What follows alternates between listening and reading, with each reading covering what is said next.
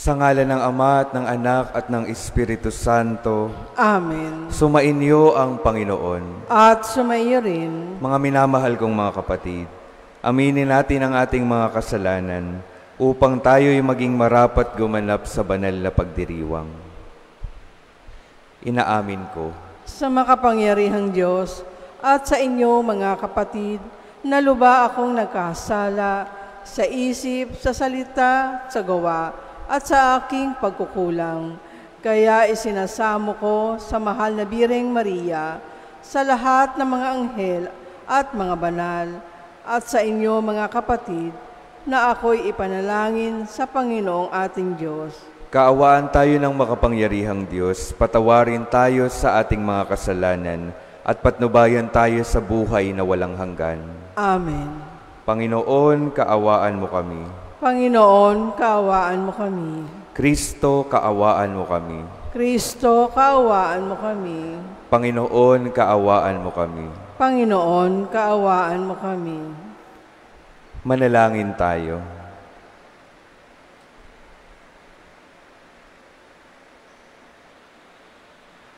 Ama naming makapangyarihan, ibinigay sa iyong sambayanan si San Antonio bilang mahusay na tagapangaral at tagapanalangin para sa mga pangangailangan. Sa pagtulong niyang masundan namin ang ulirang pamumuhay, madamanawa namin ang iyong saklolo sa kagipitan sa pamamagitan ni Jesucristo, kasama ng Espiritu Santo, magpasawalang hanggan. Amen.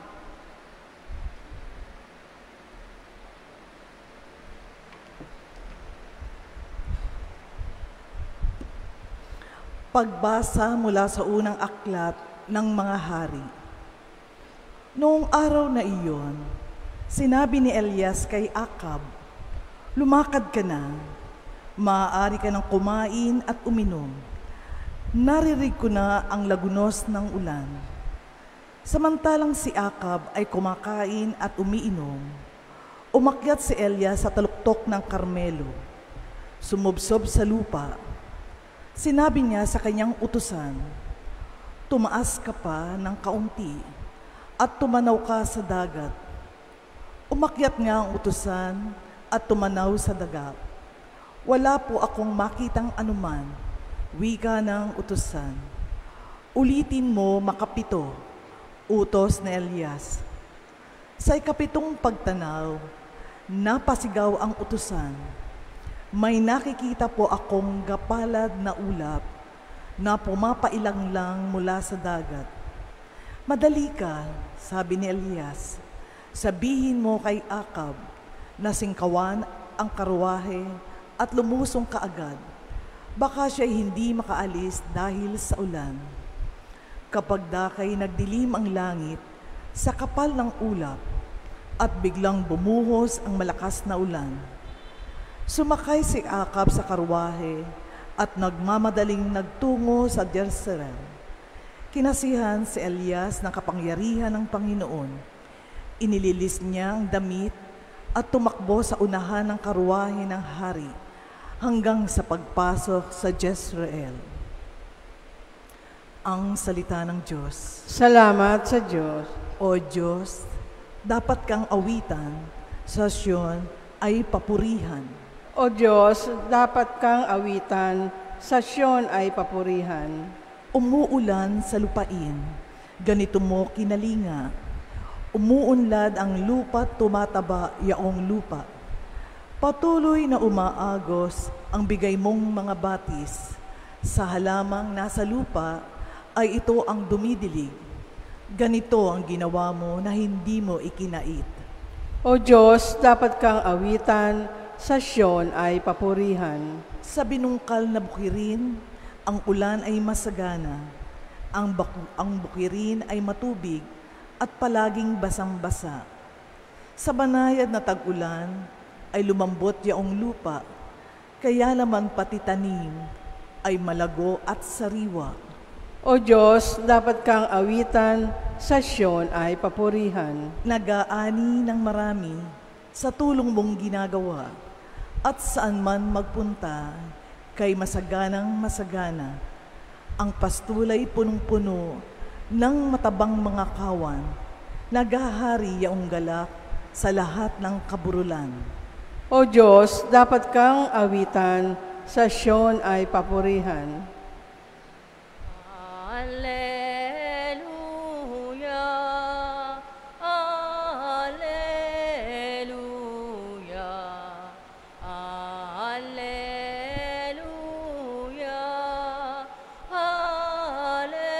Alleluia. Bagong utos, ani Kristo, mag-ibigan sana kayo, katulad ng pag-ibig ko. Alleluia, Alleluia, Alleluia, Alleluia.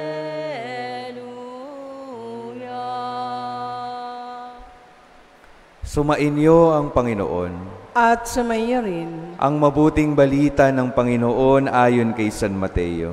papuri sa iyo, Panginoon.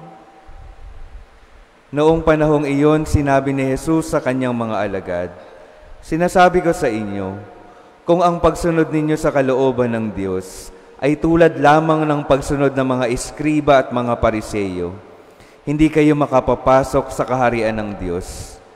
Narinig ninyo na noong unay iniutos sa mga tao, huwag kang papatay. Ang sino mang makamatay at ay mananagot sa hukuman. Ngunit ngayon sinasabi ko sa inyo, ang mapuot sa kanyang kapatid ay mananagot sa hukuman. Ang humamak sa kanyang kapatid ay mananagot sa Sanhedrin. At sino mang magsabi sa kanyang kapatid, ulol ka, ay mapapasa apoy ng impyerno. Kaya't kung naghahandog ka sa Diyos at maalala mo na may sama ng loob sa iyo ang kapatid mo, iwan mo muna ang iyong handog sa harap ng dambana at makipagkasundo sa Kanya. Saka ka magbalik at maghandog sa Diyos. Kung may magsakdal laban sa iyo sa hukuman, makipag-ayos ka sa Kanya habang may panahon, bago Kanya iharap sa hukom. At kung hindi, ibibigay Kanya sa hukom na magbibigay naman sa iyo, sa tanod, at ikaw ay mabibilanggo. Sinasabi ko sa inyo, hindi ka makalalabas doon hanggat hindi mo nababayaran ang kahuli-hulihang kusing." Ang mabuting balita ng Panginoon. Pinupuri ka namin, Panginoong Hesukristo. Magandang umaga po sa inyong lahat, mga minamahal kong mga kapatid na naririto at kasama natin online. Good morning po. Ngayong araw po, ipinagdiriwang natin ang kapistahan ni San Antonio de Padua. Today we celebrate the feast of Saint Anthony of Padua. Meron pong kwentong maganda sa kanya kung bakit siya ang patron kapag may mga nawawalang gamit. Dahil daw dati, nung nabubuhay pa si San Antonio de Padua, meron daw siyang libro na nawala, tinangay ng kanyang isang estudyante. Tapos ang nangyari nung nawawala na yung libro niya, taimtim siyang nanalangin sa Panginoon na maibalik yung nawawala niyang libro, na magagamit niya pa sana para sa pagtuturo at pagbabahagi ng mabuting balita. Makalaunan, after some time, the book was returned to him by his student. Bumalik yung kanyang estudyante na ibalik yung libro. Sabi niya sa kanyang estudyanteng yun, huwag mo nang uulitin yung ginawa mo. At eventually, ayon din po sa kwento, yung kanyang estudyante ay naging Franciscano din po, katulad niya. Kaya naman, after some time din, yung kwentong ganoon kay San Antonio de Padua, kumalat. Kaya kapag may mga nawawalang bagay, si San Antonio na yung naghahanap. Kaya kung titingnan po natin yung buhay siguro ni San Antonio, napaka-busy ng kanyang pakikinig sa langit sa ating mga panalangin dahil ang dami nating mga bagay na nawawala. Pero kung titingnan po natin, hindi lang bagay na nawawala yung napabago ng panalangin ni San Antonio de Padua. Napabago din ng panalangin ni San Antonio de Padua yung puso ng kanyang estudyante na nagnakaw ng kanyang libro. Yung tao na nawawala dahil sa kanyang pagkakasala na bago ng panalangin ni San Antonio de Padua. Kaya kapag may nawawalang bagay po tayo, pwede tayong humingi ng tulong sa panalangin kay San Antonio de Padua. At isa pa pong imbitasyon, kapag may mga tao sa buhay natin na para bang nawawala na sa tamang landas, pwede rin po nating itaas sa pananalangin kay San Antonio de Padua upang maibalik yung kanyang katauhan sa tamang landas. At maganda rin siguro kapag tayo rin mismo ay nawawala sa tamang landas o kaya naman tayo ay nagwawala, maaari din na humingi tayo ng tulong kay San Antonio de Padua na matagpuan natin yung tamang landas na ninanais ng Panginoon. At sa Ebanghelyo po, tinuturo din sa atin ng Panginoon na kung minsan tayo rin sa ating mga puso pa lamang, sa ating mga pagdedesisyon ay nawawala na. Alam niyo po mga minamahal kong mga kapatid, sa panahon ng ating binyag, tayo ay binigyan ng malinis at magandang kalooban. Pero alam po natin, habang tayo ay nabubuhay sa mundong ito, yung ating malinis na kalooban ay maaaring marumihan dahil sa mga galit na namumuo sa ating mga puso, sa inggit, sa sama ng loob, at marami pang mga bagay na pwedeng magbigay ng karumihan sa ating mga puso. Ang imbitasyon sa atin, nawa kapag ganoon na yung namamayani sa ating mga puso, kapag nawawala na yung orihinal na ibinigay na kalinisan ng Diyos sa ating mga katauhan, bumalik tayo sa harapan ng Diyos. Magpatulong tayo sa pamamagitan ng mga panalangin ni San Antonio de Padua upang matagpuan muli natin kung ano ba yung tunay at malinis na kalooban na nais ng Diyos na nananatili sa ating mga buhay. Mga minamahal kong mga kapatid, ngayon po ay kapistahan ni San Antonio de Padua. May nawawala ba tayong gamit? Maaari tayong humingi ng tulong sa Kanya. Nawawala na ba yung ating kalooban na bigay ng Diyos na malinis at tapat? Humingi tayo ng tulong sa Kanya. May mga tao po ba sa mga buhay natin na para bang nawawala sa tamang landas? Hingin natin ang tulong ng mga panalangin ni San Antonio de Padua upang lahat po tayo ay makalakad ng matiwasay sa buhay na ito patungo sa ating kaligtasan. Amen.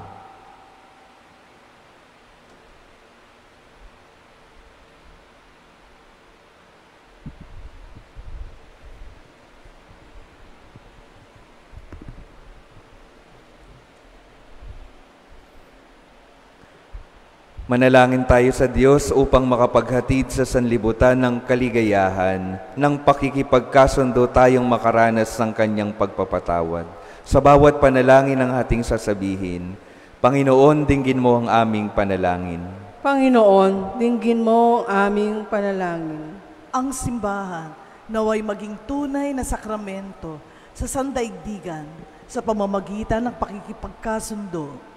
Manalangin tayo sa Panginoon. Panginoon, dinggin mo ang aming panalangin. Yaong mga taong sumumpang manungkulan para itaguyod ang matuwid ang katarungan at kalayaang pantao, naway hindi magparatang at maghimagsik, at sa halip ay kilalanin at supilin ang kasalanan sa kanilang sariling mga puso. Manalangin tayo sa Panginoon. Panginoon, dinggin mo ang aming panalangin. Ang mga mag-asawa na nagkalayo o naging malayo ang kalooban sa isa't isa, naway matutong magpatawad, umunawa at kalugdang muli ang isa't isa. Manalangin tayo sa Panginoon.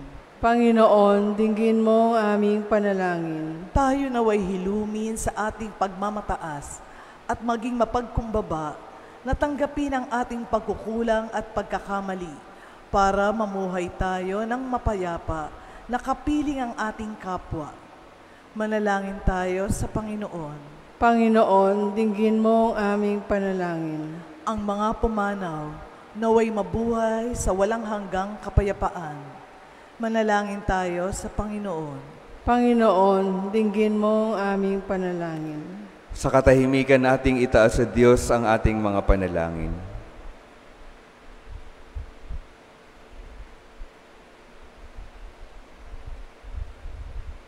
Manalangin tayo sa Panginoon. Panginoon, dinggin mo ang aming panalangin. Ama naming nasa langit, ilayo mo kami sa katigasan ng puso at ipaubaya mo na lagi kaming maging handang lumapit sa pakikipagkasundo at hilumin ang anumang uri ng pagkakahiwa-hiwalay. Hinihiling namin ito sa pamamagitan ni Jesucristo na aming Panginoon. Amen. Panginoon, aming alay, itong alak at tinapay sa altar mo, ilalagay, tanggapin sa iyong kamay. Alay namin, aming buhay, bawat galak at lumbay, bawat pangarap, naming taglay, sa palad mo ilalagay.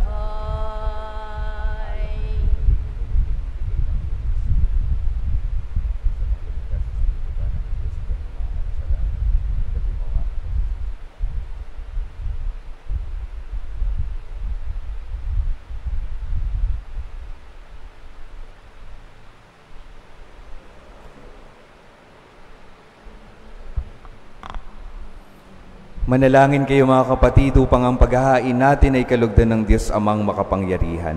Tanggapin nawa ng Panginoon itong paghahain sa iyong mga kamay, sa kapurihan niya at karangalan, sa ating kapakinabangan at sa buong sambayan niyang banal. Ama naming lumikha, ang paghahain namin ngayong si San Antonio ay ginugunita, ay kalugdan mo nawa at bilang tugon sa kanyang itinurong kaalaman, ikaw ngayon ay aming pinupuri at pinasasalamatan sa pamamagitan ni Jesucristo, kasama ng Espiritu Santo, magpasawalang hanggan. Amen. Sumainyo ang Panginoon. At sumayo rin. Itaas sa Diyos ang inyong puso at diwa. Itinaas na namin sa Panginoon. Pasalamatan natin ang Panginoong ating Diyos. Marapat na siya ay pasalamatan. Ama naming makapangyarihan, tunay ngang marapat na ikaw ay aming pasalamatan sa pamamagitan ni Jesucristo na aming Panginoon. Ngayong si San Antonio ay pinararangalan sa pamumuhay niyang totoong uliran at pagiging maaasahan sa panunungkulan. Kaya't si Jesucristo na maaasahan sa katapatan ay inihahayag sa pangangasiwa sa sambayanan. Ang malasakit na mga ulirang tagapangasiwa noon ay nagpapatuloy magpasa hanggang ngayon sa mga panalangin kanilang iniuukol, kaisa ng sambayanan mong dito'y nagtitipon. Kaya kaisa ng mga anghel na nagsisiawit ng papuri sa iyo, nang walang humpay sa kalangitan, kami nagbubunyi sa iyong kadakilaan.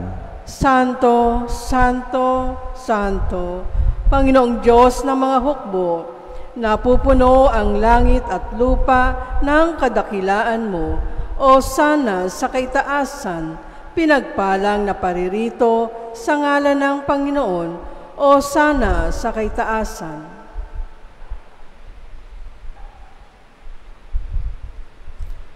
Ama naming banal, ikaw ang bukal ng tanang kabanalan.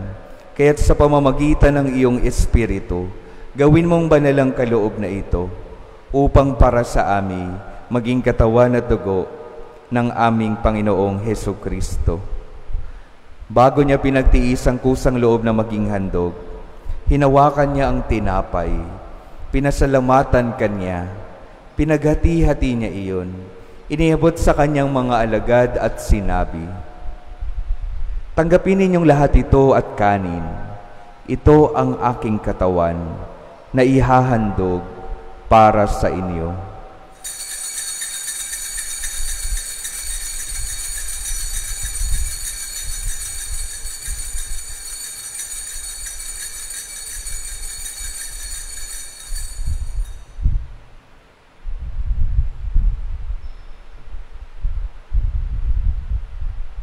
Gayon din naman nang matapos ang hapunan, hinawakan niya ang kalis, muli kanyang pinasalamatan. Iniabot niya ang kalis sa kanyang mga alagad at sinabi, "Tanggapin ninyong lahat ito at inumin. Ito ang kalis ng aking dugo, ng bago at walang hanggang tipan.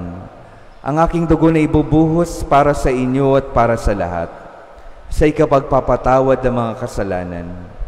Gawin ninyo ito sa pag-alala sa akin."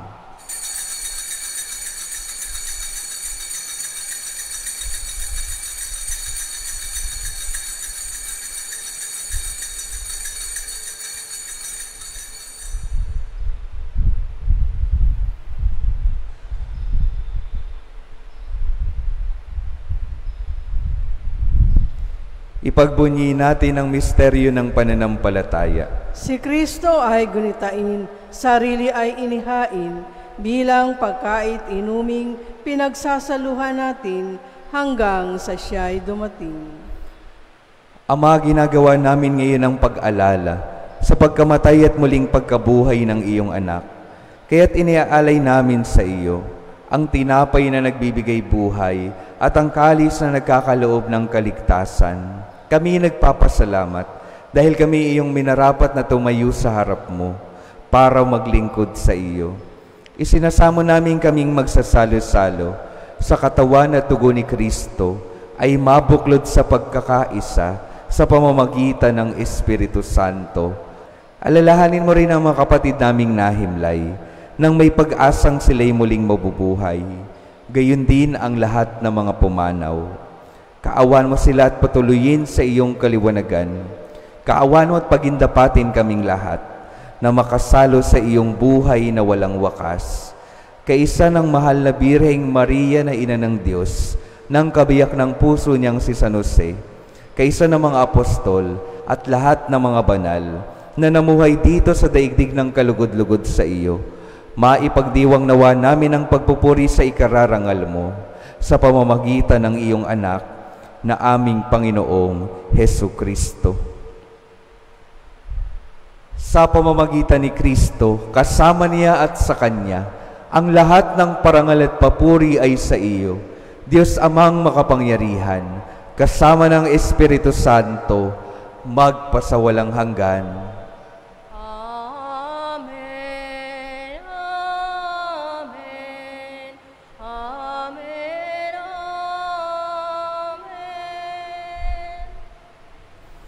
Sa tagubili ng mga nakagagaling na utos at sa turo ni Jesus na Panginoon natin at Diyos, ipahayag natin ng lakas loob.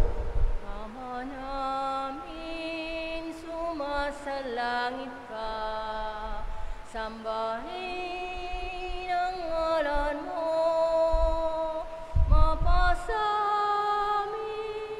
ang kaharian mo, sundin ang loob mo, dito sa lupa para ng sa langit. Bigyan mo kami ngayon ng aming kakanin sa araw-araw at patawarin mo kami sa aming mga sala para ng pagpapatawad namin sa nagkakasala sa amin, at huwag mo kaming ipahintulot sa tukso, at iadya mo kami sa lahat ng masama. Hinihiling namin kami adya sa lahat ng masama, pagkalooban ng kapayapaan araw-araw, iligtas sa kasalanan, at ilayo sa lahat ng kapahamakan, samantalang aming pinananabikan ang dakilang araw ng pagpapahayag ng tagapagligtas naming si Hesukristo. Sapagkat iyo ang kaharian at ang kapangyarihan at ang kapurihan magpakailanman. Amen. Panginoong Hesu Kristo, sinabi mo sa iyong mga apostol, kapayapaan ang iniiwan ko sa inyo, ang aking kapayapaan ang ibinibigay ko sa inyo. Tunghayan mo ang aming pananampalataya at huwag ang aming pagkakasala.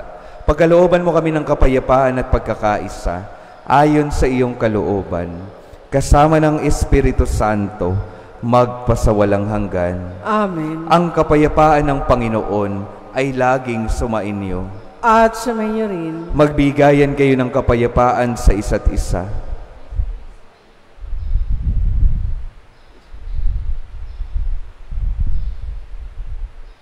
Pero ng Diyos na nag-aalis ng mga kasalanan ng sanlibutan, maawa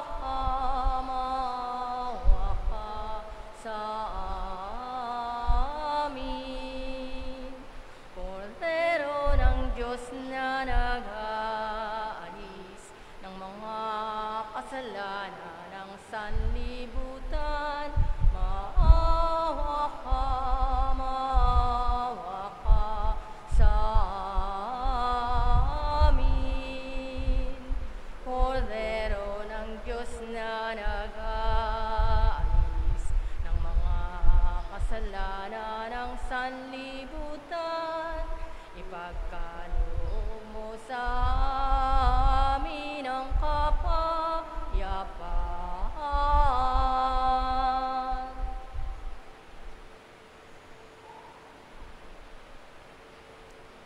Ito ang kordero ng Diyos. Ito ang nag-aalis ng kasalanan ng sanlibutan. Mapalad ang mga inaanyayahan sa kanyang piging. Panginoon, hindi ako karapat-dapat na magpatuloy sa iyo, ngunit sa isang salita mo lamang ay gagaling na ako.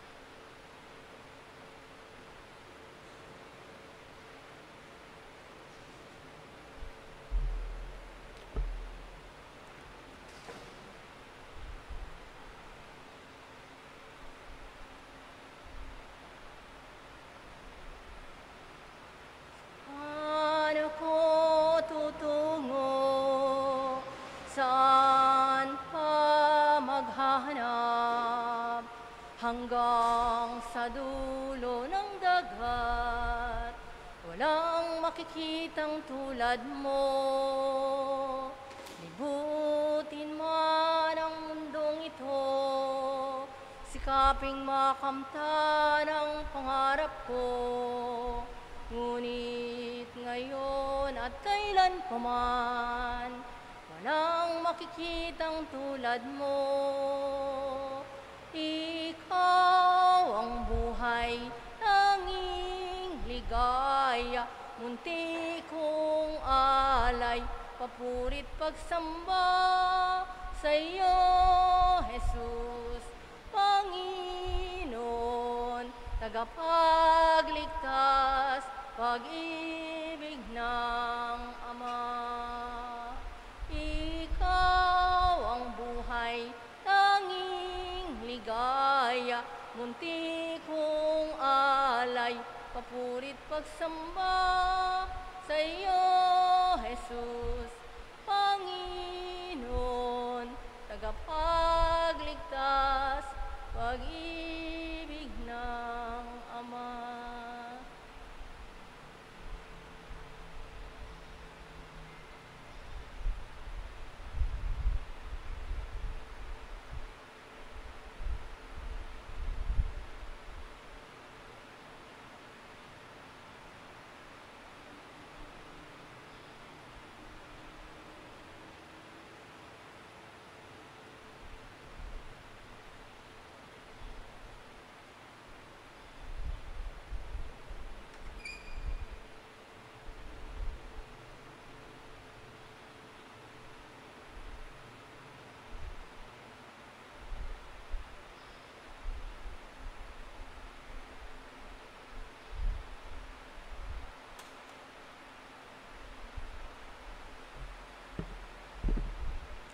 Manalangin tayo.